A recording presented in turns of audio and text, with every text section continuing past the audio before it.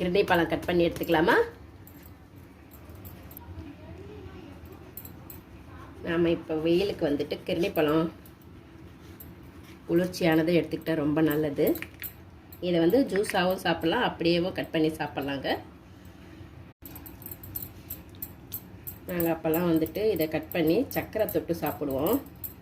ஆனால் இப்போ எல்லா பசங்களும் ஜூஸ் தான் வேணுன்றாங்க.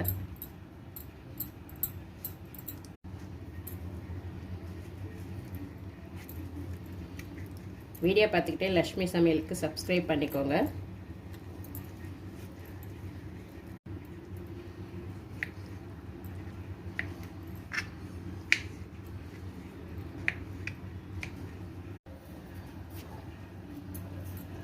கட் பண்ண பழத்தில் நம்மளுக்கு தேவையான அளவு சுகர் போட்டுக்கலாங்க.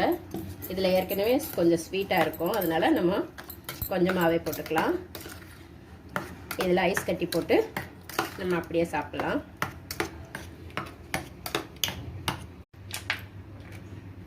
இப்போ இதுக்கு ஐஸ் கட்டி போட்டு நல்லா கலந்து சாப்பிட வேண்டியது தான்.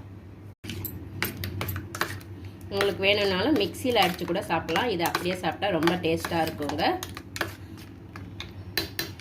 இங்கே பாருங்கள், இதை வந்து நம்ம அப்படியே சாப்பிட்டா ரொம்ப நல்லாயிருக்கும்.